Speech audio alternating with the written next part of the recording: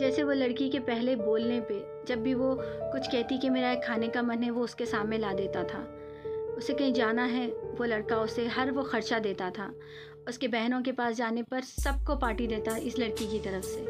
लेकिन अब वो सारी चीज़ें कहीं ना कहीं ख़त्म हो चुकी थी। ना ही वो लड़का ये सब कर रहा था, और ना ही उससे ठीक से बात कर रहा था, ना ही उससे ठीक से मोहब्बत कर रहा था। जब उसका मन होता तब बुला लेता, जब मन नहीं होता तब नहीं। जब उसे प्यार करने का मन होता तो उससे प्यार से बात कर लेता और ये बहक जाती और उसके साथ चली जाती, और ये उसे खिलौने की तरह बस इस्तेमाल करते जा रहा था। एक दिन ऐसा ही होता है, ये उसे फिर ले जाता है उसी जगह पे, बस अपना खिलौना बना के कुछ देर खेलने के लिए। और होता यूँ है कि वो फ्रेश होने के लिए जब बाथरूम जाता है, तब ये लड़की देखती है कि उसका कॉल बार बार आ रहा है जो साइलेंट पे है, उसकी स्क्रीन ब्लिंक कर रही है। लड़की उसका कॉल ये सोच के उठाती है कोई ज़रूरी कॉल होगा और ये वॉशरूम में है। जैसे लड़की फ़ोन उठा के अपने कान को लगाती है, वहाँ से एक दूसरी लड़की की आवाज़ आती है और वो चिल्ला चिल्ला के ये कहती है कि मेरी जान, इतना टाइम लगा दिया तुम फ़ोन उठाने में, कहाँ हो कल रात से तुम्हें कितने कॉल्स कर रही हूँ, कितना बेचैन हूँ, तुम्हारी आवाज़ नहीं सुनी, तुम्हें देखा नहीं, तुम्हें प्यार नहीं किया, कहाँ हो तुम, क्यों ऐसे कर रहे हो, मेरा जान लेने का इरादा है क्या। जैसे ही ये सारी बातें ये लड़की सुन रही है, इसके हलक से जैसे कोई आवाज़ नहीं निकल रही है, बस इसके आँखों से धीरे धीरे धीरे आंसू टपक रहे हैं। इसकी चारों तरफ सारी दुनिया जैसे कि रुक चुकी है।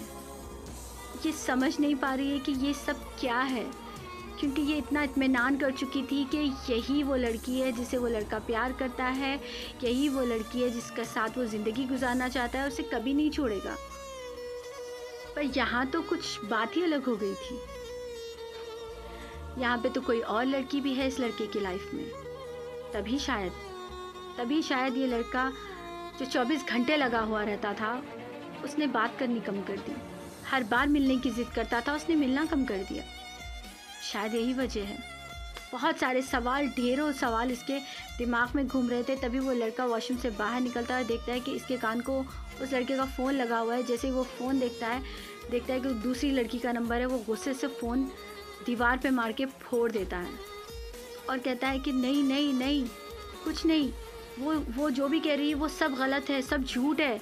एक्चुअली वो मेरे पीछे पड़ी है, मैं ऐसा नहीं हूँ, मैंने ऐसा कुछ नहीं किया है। तुम कुछ उसकी बात पे यकीन मत करो। तुम कुछ भी सोच रही हो क्या, तुम कुछ कर रही हो क्या, तुम कुछ बोलो तो सही, तुम चुप क्यों हो। वो झिझोर डालता है लड़की को, पर लड़की कुछ जवाब नहीं देती, बस खामोश, और उसकी आंखों से आंसू जा रहे होते हैं। लड़का ज़ोर ज़ोर से चिल्लाता है, अपना सर दीवार पे पटकता है और कहता है कि ये क्या हो गया है तुम्हें, कुछ तो बोलोगी, कुछ तो बोलोगी। लड़की उठ के सीधा अपने आप को वॉशरूम में बंद कर लेती है और ज़ोर ज़ोर से रोने लगती है। लड़का बाहर से दरवाज़ा पीटता है और कहता है कि तुम खोल रही हो दरवाज़ा तोड़ दूँ, बाहर आओगी, रो क्यों रही हो, बताओ तो सही कि हुआ क्या है, क्या बोला, किसने क्या बोला, तूने फ़ोन क्यों उठाया, फ़ोन उठाया क्यों मेरा, ज़रूरी क्या था तुम्हें फ़ोन उठाना, तुम फ़ोन करने गई क्यों। लड़की ऐसे तैसे करके अपने आप को संभालती है और सोचती है कि अभी कुछ बात नहीं करनी, बस यहाँ से चली जाऊँगी। ये सोच के वो वॉशरूम से बाहर निकलती है और अपना बैग उठाती है।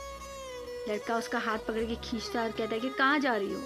लड़की कहती है कि बस मुझे जाना है, मैं अब तुम्हारे साथ नहीं रह सकती, क्योंकि अब ख़त्म, अब तो मेरी कोई ज़रूरत ही नहीं है तुम्हें। तुम्हारा एक ऐसा खिलौना, जब मन में आता तुम खेलते और जब मन में नहीं आता पलट के भी नहीं देखते। पता चल गया मुझे उसकी वजह क्या थी। तुम्हारी ज़िंदगी में और भी लड़कियां हैं, अब मेरी तुम्हें ज़रूरत नहीं है, मुझे जाने दो, बस अब मेरा पीछा मत करना।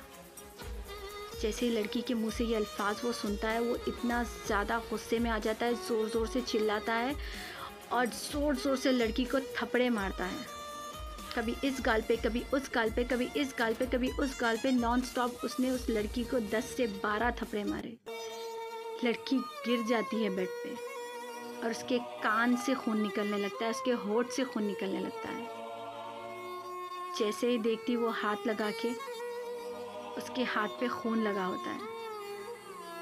उठ के बैठती है और लड़के की तरफ देखती है और अपने सर पे हाथ मार के कहती है कि ये मैंने क्या कर दिया। मेरा ये कदम बहुत गलत था, बहुत बुरा था। मैंने इसके सिर्फ जिस्म की हवस को मोहब्बत समझा। ये बस मेरे साथ इसलिए था, इसलिए से कोई फ़र्क नहीं पड़ा ना कि मैं शादीशुदा हूँ या नहीं हूँ। शादीशुदा लड़की से कोई प्यार कर ही नहीं सकता। अगर करेंगे भी तो कोई दूरी की मोहब्बत नहीं करेगा, जिस्मानी ही मोहब्बत रखेंगे। क्योंकि पता होता है ना आजकल कि शादीशुदा लड़कियां बहुत सेफ साइड हैं। शादी के लिए फोर्स नहीं करेगी, प्रेग्नेंट हो जाएगी तो टेंशन नहीं होगी, और जिसका फैमिली प्लानिंग हो गया फिर तो पूछो ही मत, लॉटरी का टिकट मिल गया, है ना। खैर, ये लड़की के दिल में तो बहुत सारे सवाल आ रहे थे और वहाँ से उठी और यूं त्यों करके निकल गई। घर पे आने के बाद इसकी हालत इतनी ज़्यादा बुरी हो चुकी थी